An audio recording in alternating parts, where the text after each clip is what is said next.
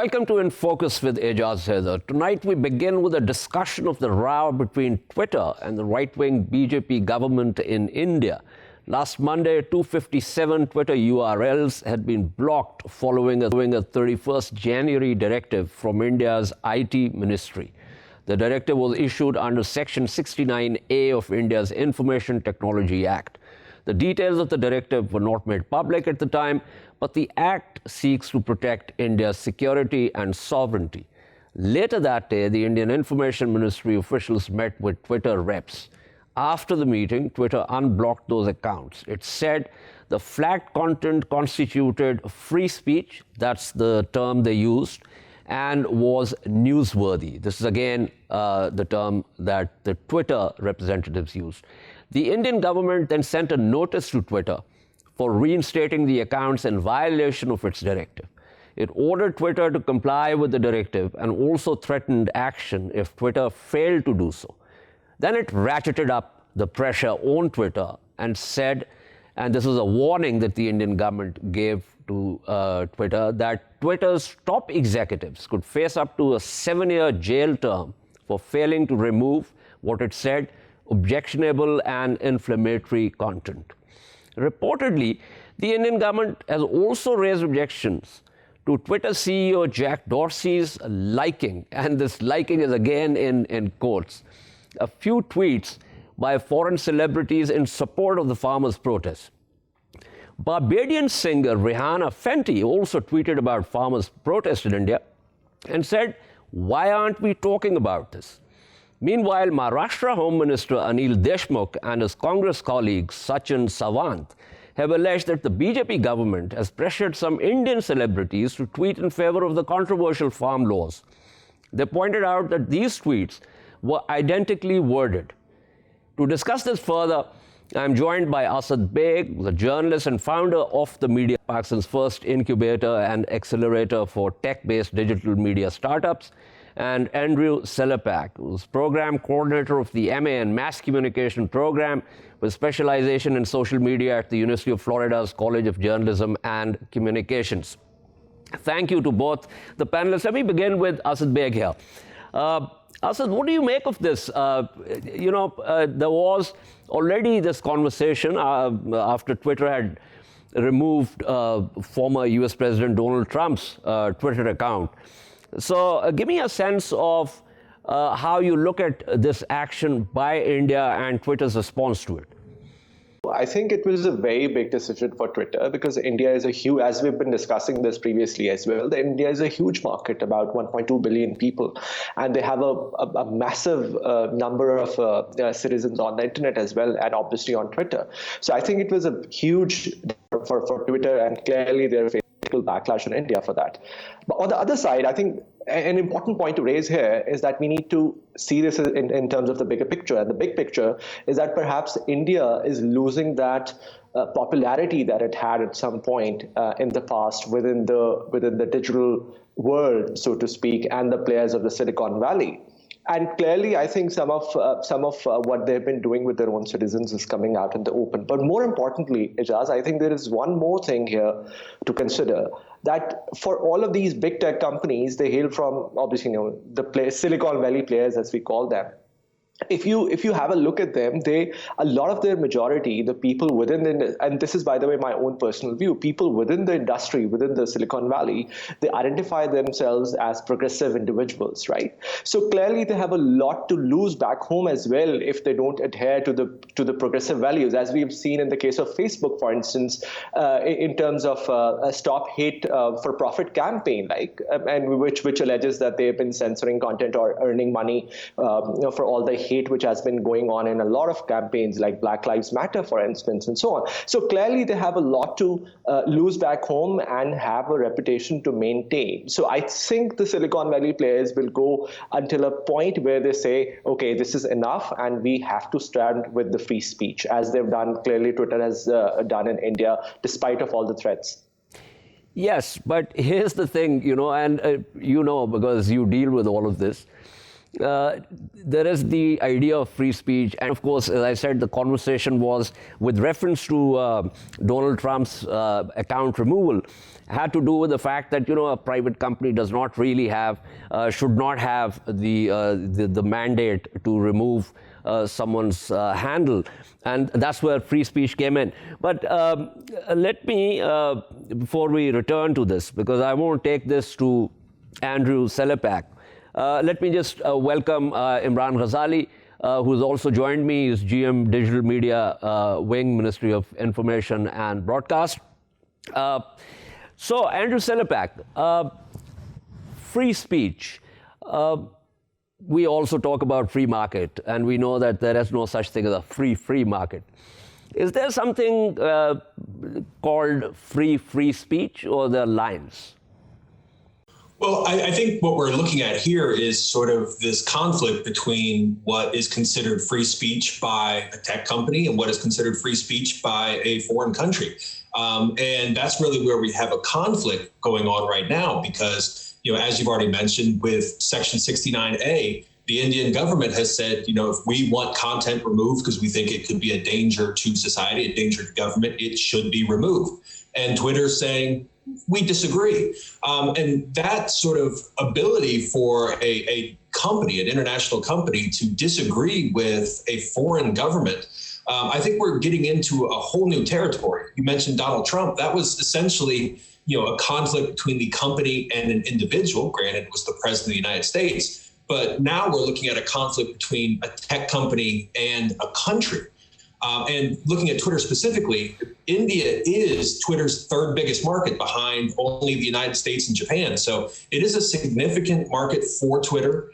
Modi has over 50 million followers on Twitter. This is how he reaches people around the world. So it's a pretty significant conversation that is not really come to a conclusion right yet, and probably won't be for some time.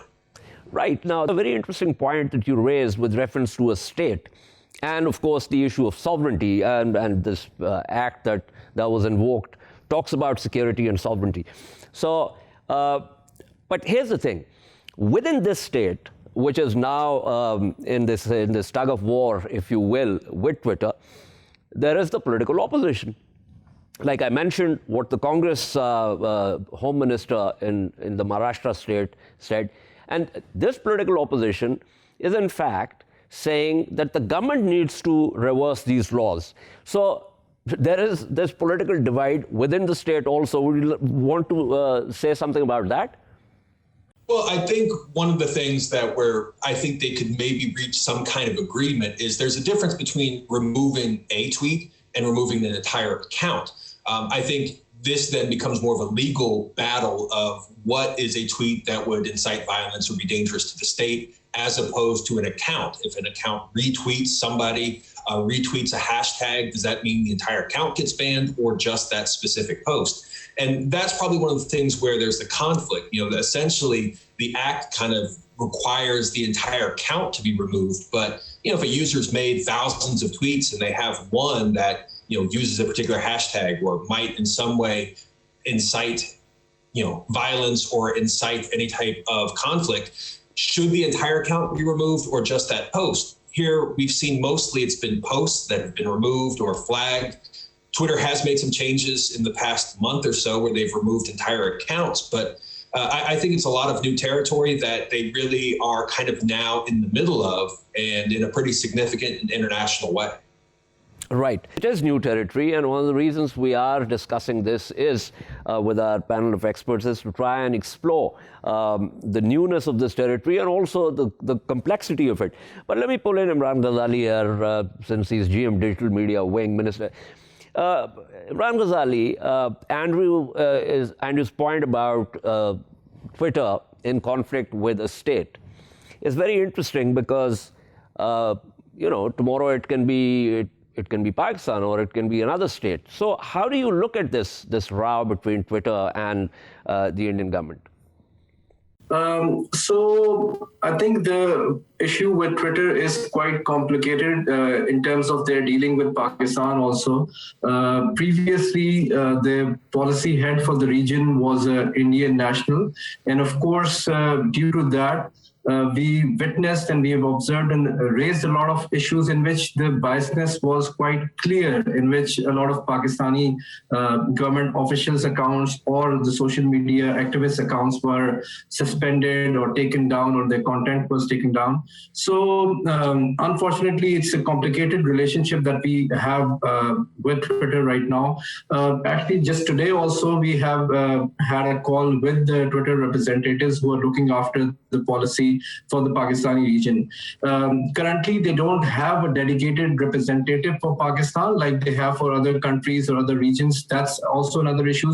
So a lot of our issues are not even addressed or taken up. There are hundreds of complaints that we've also received at the government of Pakistan after the 5th February Kashmir Solidarity Day, that people's accounts were suspended without any notification. They did not get any email or warning, and their accounts were suspended. And we have raised all these issues with the Twitter authorities, and we've asked them that, like other platforms, number one, their policies needs to be clear. What are the guidelines, what are the terms which people can't express on Twitter, in which is resulting in the suspension of all these massive accounts. And people are mostly raising the human rights violation issues that are going on in Kashmir and in India. And if we consider the freedom of speech, that's the right of every citizen to raise these issues on social media platforms.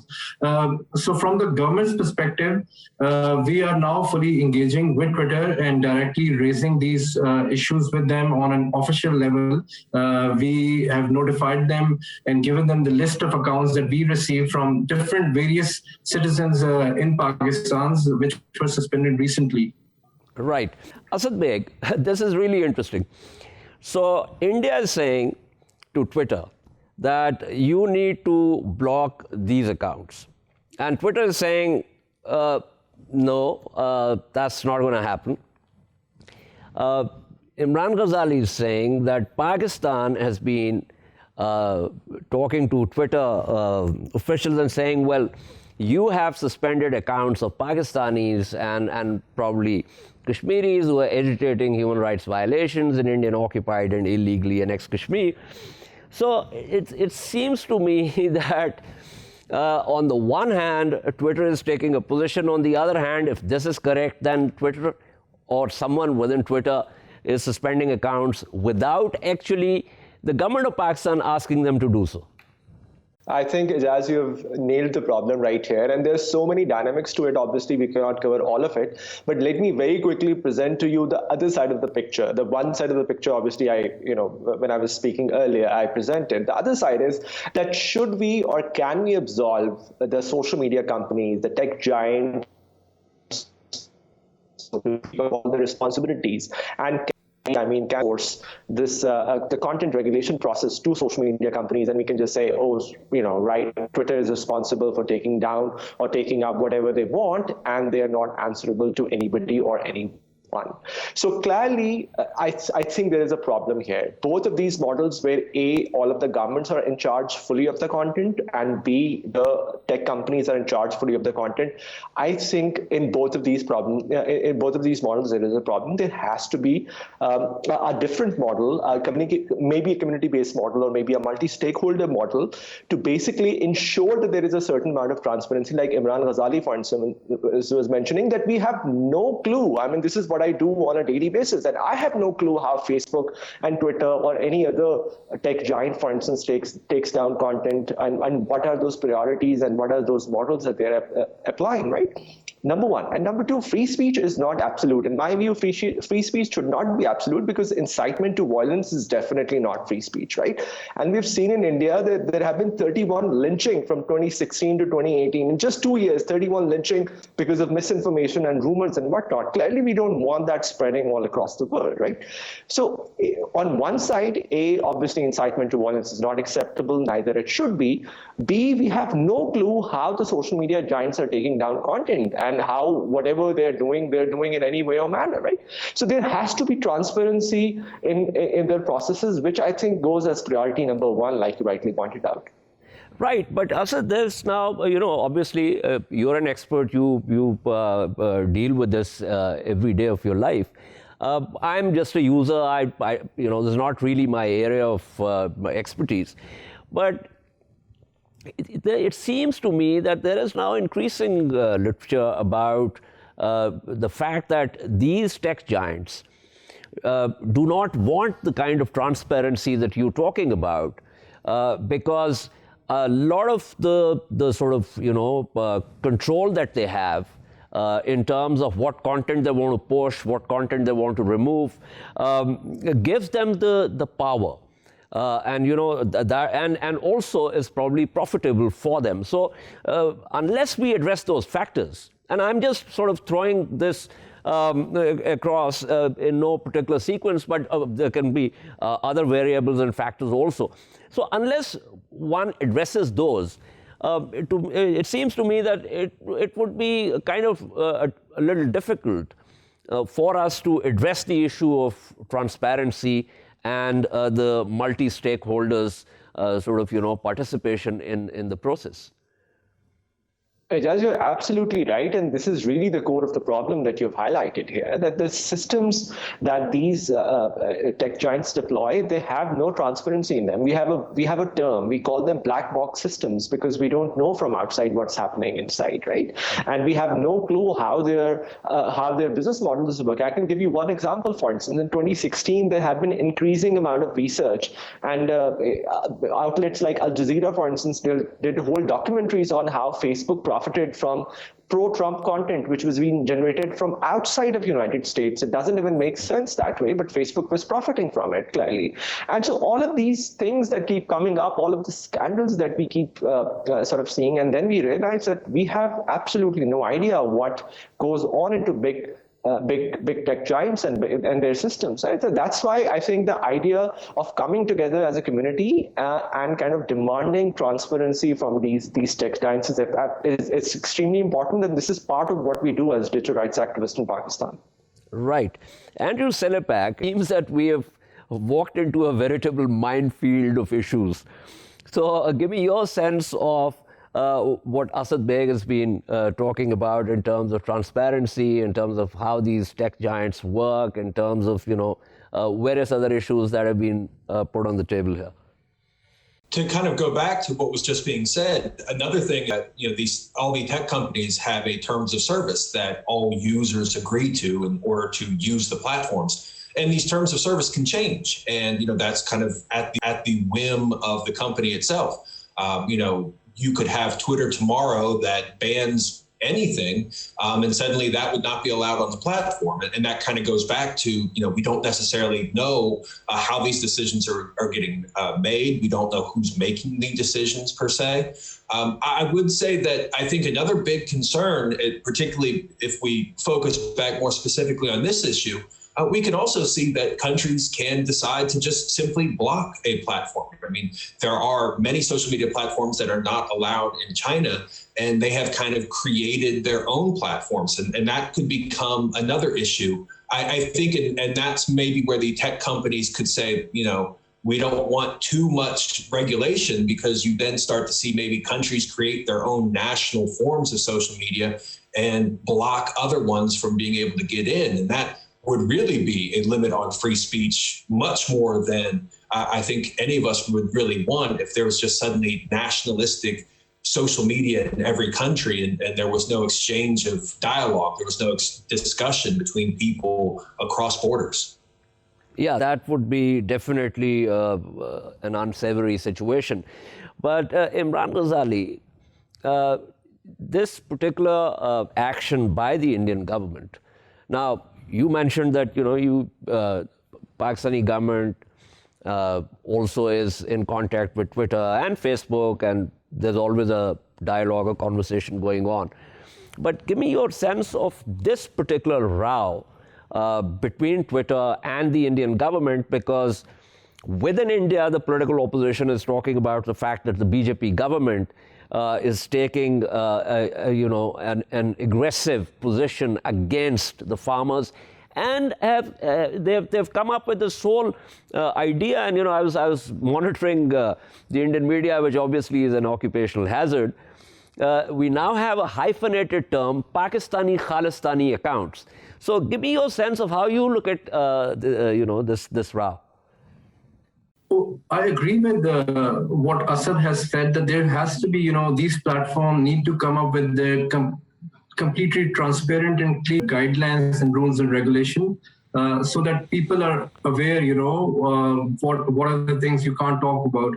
And again, I also agree that anything that is related to incitement of violence, anything that is risking any other individual's life, anything that is sensitive to national security, those are the concerning issues that a state is concerned about, and they should be dialogue with these platforms in which the government should be able to raise those concerns. So being a representative of government of Pakistan, if I also see something sensitive which is a threat to the security in Pakistan, or something that is inciting violence, that is something that should be, the state should be able to raise those kind of content to these platforms.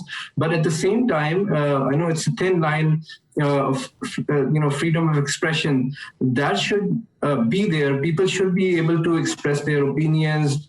Like in India, we've seen people are raising voice for the farmers, the protests that they're doing. And we've seen, interestingly, a lot of celebrities, when they joined, the army of the Twitter activists from India, they started attacking them. They also, started posting a lot of their private photos and stuff like that. That is something that should be monitored and should not be done. And in this case, and interestingly, I'll also tell you, a lot of these accounts that recently got suspended, there are Twitter activists in India who actually take the credit for that. So any of the Pakistani users' account, when it gets suspended, there are accounts operating from India, and then they tweet and they claim and they celebrate that these accounts are suspended from Pakistan, and they take the credit for that. So I think, again, these platforms, especially Twitter, they need to make these mechanisms very clear. A user must be notified or should know why an account is suspended. There has to be a reason what exactly is the violation that they made. Only then, when there is going to be transparency from these platforms, only then there's going to be trust built between the governments and these platforms, and the citizens will also be able to feel secure. Otherwise, as Andrew mentioned, a lot of countries will start thinking about making their own platforms, and then there's going to be one-way propaganda going on. So it's going to complicate things further. Right. It's interesting that the issue of transparency by the tech giants. There's also the issue of how governments look at the idea of security and sovereignty. And so there are a number of complex issues here that we try to tackle. Thank you to the panel. Thank you, Asad Baig, Imran Ghazali, Andrew Selepak. We shall take a short break and return to discuss a UN report that acknowledges Pakistan's ongoing efforts to counter terrorism. Stay with us.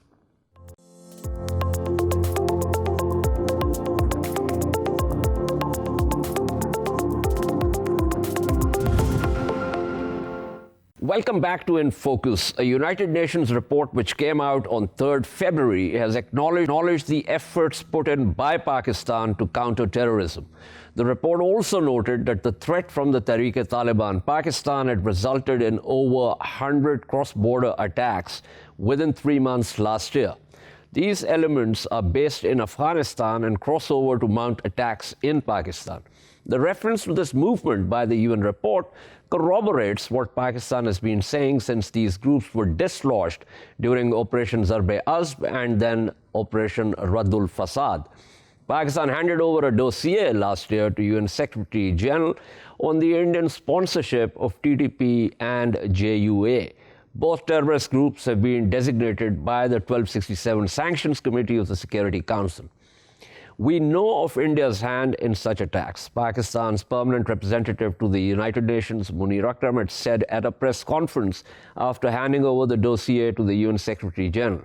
He also said, we now have gathered irrefutable evidence that India is engaged in a systematic campaign to destabilize Pakistan through terrorist attacks, promotion of secession, and subversion, unquote. To discuss this further, I'm joined by Ambassador Tehmina Janjua, former Foreign Secretary at the Ministry of Foreign Affairs. Ambassador Janjua, thank you so much for being with me. This is an interesting report. It's the 27th report of the UN Security Council by the UN monitoring team responsible for tracking terrorist groups like Al-Qaeda and ISIS. But the interesting part is with reference to Pakistan's ongoing efforts and also the acknowledgement that these groups are now based on Afghanistan's soil. And the second point is important because when we talk about this, occasionally Kabul has been, unofficially. On Twitter, for instance, the first president, Vice President Amrullah Saleh has been saying, well, this is not right, and so on and so forth. So give me your view of how you look at this report and its findings. Thank you. I think the report is a significant one. It is a 6-monthly report of the monitoring team of 1267 Al-Qaeda Committee. You would recall that our neighbors had wanted to be chair of this committee. And at that time as well, our mission in New York and myself, we had said that the committee itself, of course, that India was unable to get it, and that 1267 has a separate monitoring group that monitors Al-Qaeda. It's called the Al-Qaeda Sanctions Committee that reports on the strategic threat from designated terrorist groups and associated entities. And therefore, for us, the report has much significance because of the fact, one, it clearly goes and identifies that there are two major threats to the region, strategic threats to the region, one by ISIL Khorasan and the other by TTP, in addition to Al-Qaeda. There has been discussion in the past about 27 terrorist groups prevailing in Afghanistan. They are from different reports, but in terms of numbers, lethality, ideological appeal, and the support networks available to terrorist groups, ISL-K and TTP present a strategic threat to Pakistan and to the region, and therefore their identification in the report is one of great significance. You've already pointed out that there have been the report points out that there have been more than 100 attacks from across the border into Pakistan. These have been undertaken by TTP elements. In the summer last year, there was a reorganization of the TTP by its new leader, Nur Wali Masood, and it was able to get some strength and has some space, obviously, in Afghanistan to undertake these attacks. And therefore, for us, it's important that the monitoring group clearly identifies them as a strategic threat to Pakistan, not only to Pakistan itself, but these groups have now changed their position and they are now attacking our security forces in particular, and that's a matter of great concern to us as well. Terrorist groups like Al-Qaeda, ISKL, TTP are beneficiary of the current instability in Afghanistan, and therefore for us it's important the peace process that is ongoing in Afghanistan. That's something the report also identifies is important because it will help in addressing this threat that is a threat not only to Pakistan but to the entire region. This is the TTP, the ISL Khorasan are not only a threat they are a threat specifically to Pakistan, but they are not only a threat to Pakistan only, they are a threat to both China, Russia, and all the neighbors that are there within the region. And hence the monitoring report has been a significant development in this regard. The other point that's been made in the report, which is of great importance, is the actions that have been taken by Pakistan, a recognition of those actions taken by Pakistan, especially in the financing of terrorism. And there are clear indication in the report that Pakistan has taken action. One of the things that we keep on getting confronted with is something that has been clearly accepted in the report, that we've done work and arrests have been made, and there have been sanctions on individuals who have been involved in terrorist financing. The report is a vindication of what we've been saying. It's a vindication of what has been repeatedly said by us, by the Ministry of Foreign Affairs, by the government of Pakistan, and by our mission in New York in particular. And therefore, it is something that we should be pleased with. It's a good stepping stone to further work on. And the monitoring group's report is something that is often well awaited, and we believe that it's been a good one from our perspective. Right. Now, here's the thing. How do we use this to sort of, plug into the narrative that we've been, pushing for a while now, essentially to debunk the entire yarn that has been woven over the years by India with reference to terrorism? So that's one thing. How do we use this to support our narrative? And secondly, what significance, if any, would the findings of this report have on what's happening at FATF? Well, I'll start with the second point, which is impact on FATF. FATF is going to be meeting end of February, and therefore one of the points that they've been raising is about terrorist financing and the importance of arresting individuals and sanctioning them. All of that has been done and has been reported in this monitoring report, and hence is useful from presenting Pakistan's point of view at FATF. From the point of view of projecting it, I think the report is significant. Let's not forget it's a 6-monthly report. There'll be other reports that will come as well. But at this point in time, it's a good report. And therefore, not only us, members of the Security Council, will be reading it closely. One, it will be read by all those people who are members of FATF as well. And it will be extremely useful in projecting Pakistan's sincere efforts in addressing the issues of terrorism in the region, and also underscoring the fact that Pakistan itself is confronted with terrorism, and that the report clearly acknowledges it.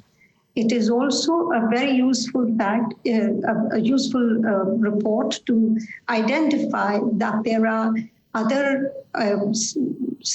organizations that are supporting, and governments that are supporting these groups, the TTP, the ISIL Khorasan, in attacking Pakistan as well. And therefore, it's important from our perspective, one, the dossier has been a significant contribution, i.e. it has presented the details of what we have gathered as what has been done in Pakistan through actions taken by India, financing, etc.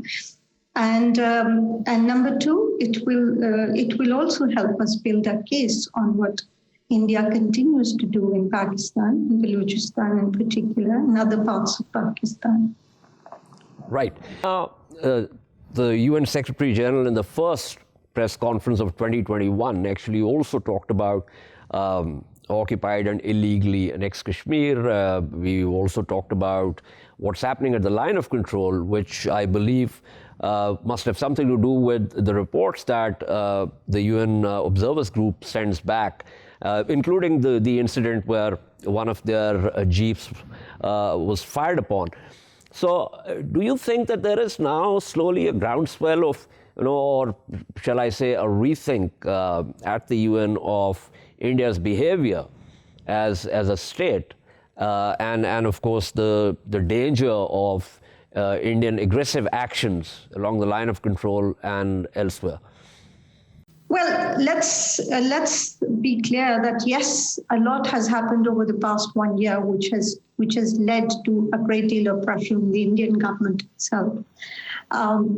The attack on the UN monitoring group, it has been, not the monitoring group, sorry, the group that deals with India and Pakistan was significant in the sense that it clearly identified that there was attacks being done from across the line of control into Pakistan, something that we've been saying very clearly. Also, the fact that India has played the role it's playing not only inside India but along the line of control is something that the world is seeing more clearly now. There are comments that are coming from all parts of the world where the Indian government is being told to find solutions to these problems that it has generated.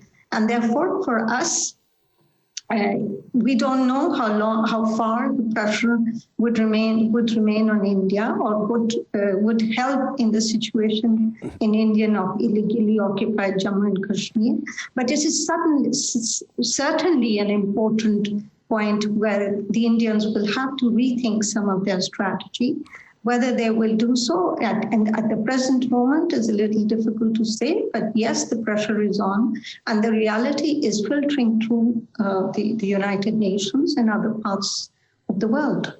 It seems like that. One final question quickly, with reference to the dossier, as I said in my opening, which was presented by Ambassador Munir Akram to the UN Secretary General. Now, with reference to, it has evidence of Indian funding. And since this whole FATF business is about, among other things, terrorist financing, is that going to have some kind of impact? Is that a case that we can make at FATF in February? Well, the case that is, of course, the dossier is an important input to our work within the multilateral system, and obviously would have been shared with, I won't know myself personally, but yes, would have been shared with all members of the FATF as well, which clearly identifies where the problem comes from and the kind of work that sinister work that India is doing in Pakistan. We would, of course, I'm sure the leader of our delegation to the FATF would go ahead and make references to the dossier itself. The dossier is one where concrete evidence has been given on what has been happening through the financing support and that India has been underdoing inside Pakistan. And it is not just financing, but physically undertaking action through their proxies is something that has been taking place. And therefore, it builds our case of how we've been fighting terrorism, not only in FATF, but also in other forums of the world where our sincerity comes out clearly. Right. Thank you so much. That was Ambassador Tehmina Janjua speaking with us. This is all from In Focus tonight. We shall see you tomorrow at the same time. Keep following our latest updates on social media at indus.news. Good night and goodbye.